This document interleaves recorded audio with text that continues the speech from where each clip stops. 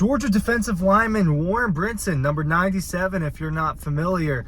He went on the Players Lounge, spoke to Aaron Murray, former Georgia quarterback, now media member, right, working for multiple media outlets. He went on there and was talking to Aaron, and Aaron was asking him, you know, what are you guys going to remember the most about this 2023 season? He was asking him about how close games, you know, there were a lot more close games in 2023 than there were during the two championship runs in 21 and 22, and how those games are more fun. Warren admits those are more fun. But, you know, what is everybody going to remember about 2023? Warren Brinson said it'll be about us tripping right before the finish line, about not securing the three-peat. Even after going 12-0, securing 3 straight undefeated regular seasons, that all anyone's going to remember is the fact that the Dogs didn't beat Alabama in the SEC championship, and that there is what snubbed them from the college football playoff, and Georgia will not have an opportunity to fight for 3 championships in a row, right? Not being in that college football playoff, that opportunity is just out the window. And that's what Warren Brinson talked about. He talked about how even some of the assistant coaches were like, you guys aren't going to celebrate, you know, a bowl game or what just happened. You know, why are you guys depressed about this? Yes. I mean, look, I know for a fact how some of these players handled this game, and it was just sad, man. Or how some of the Georgia players handled what happened over the last 2 weeks ago at this point? What happened 2 weeks ago between that 24-hour period, losing to Bama, not making the playoff? It was tough for these Georgia players. It was obviously tough for the Georgia fans. I think the Georgia fan base has been sad. I think sad is kind of the word more than anything, more than frustration, because look, if you're a Georgia fan, you've seen that on December 2nd against Alabama in the SEC championship.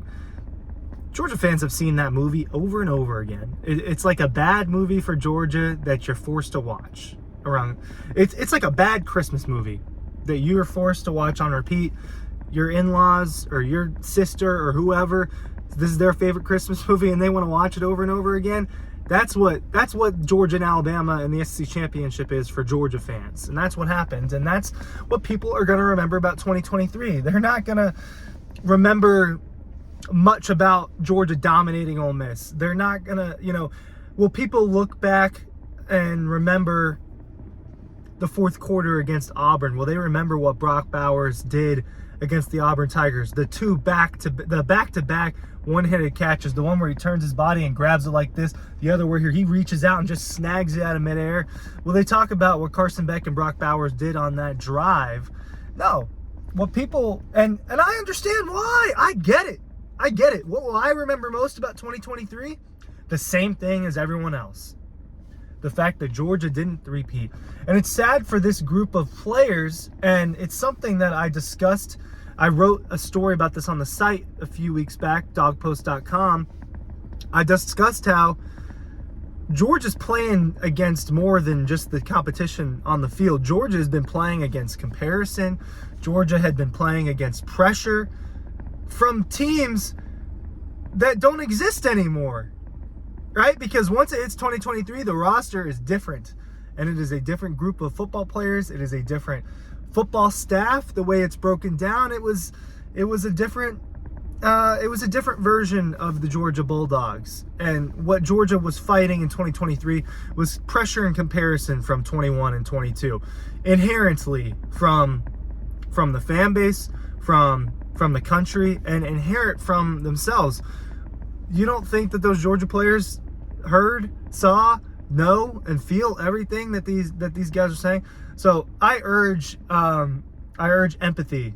I urge empathy from the fan base with this squad, because this was a really, really good football team that I think most people agree is, one of the 4 best teams in college football, and probably should have got a shot to fight for it. And what people will remember the most is the fact that they didn't. Will you remember how special this Christmas was after you shopped at the Red Zone in downtown Athens? Make sure, if you want a last-second Christmas gift that is Georgia related, make sure you're checking out that website. I would order that within the next couple of days, right?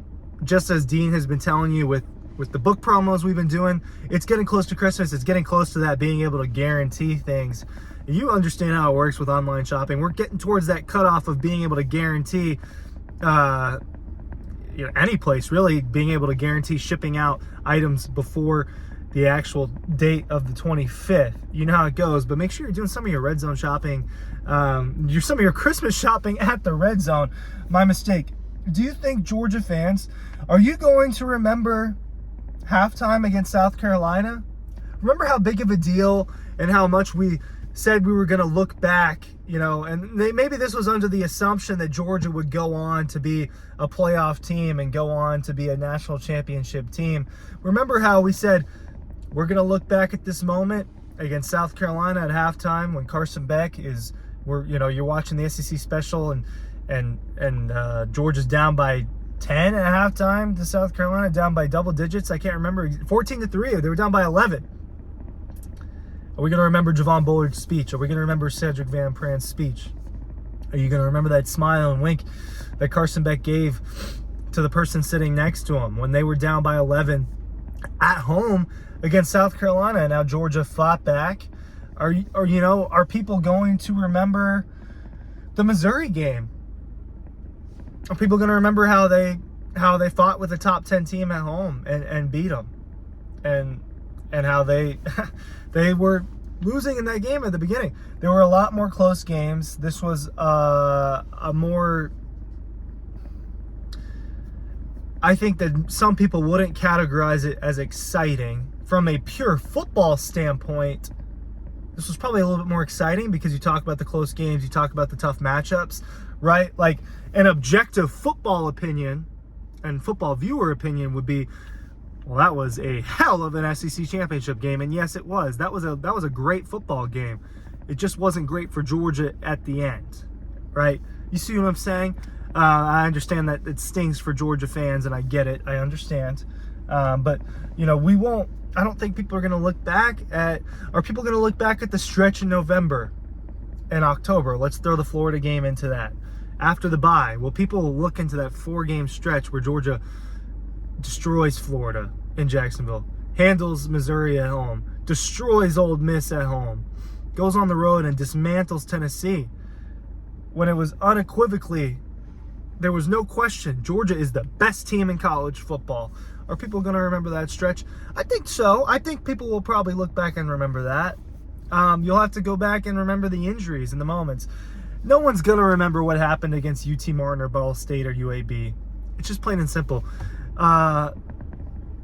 You can kind of remember what happened against UAB in 2021 because Stetson Bennett threw 5 touchdowns. Brock Bowers had a crazy long touchdown where you were like, whoa, this guy's legit. So maybe there were more moments like that in 21. I'm going to say it right now. Haven't thought about it at all. 2022 cupcake games. Well, Georgia struggled with Samford, right? And Georgia kind of struggled with Kent State. But then after that, you forgot about it. Right? Because Georgia goes on and wins the national championship, and I understand why. But Warren Brinson kind of said what the sad truth about this team was, and it's what people are going to remember. They're going to remember it as the team that couldn't get the three-peat done.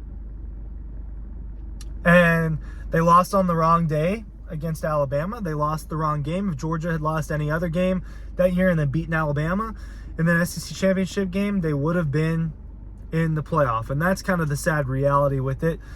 People will remember it as a team that fell short.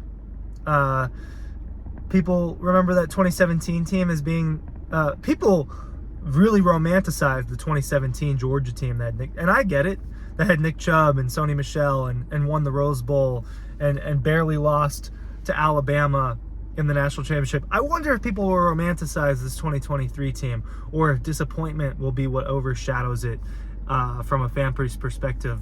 And of course, put your thoughts in the comments. And thanks for watching. Links are down below for the Red Zone and the newsletter. Thanks for watching.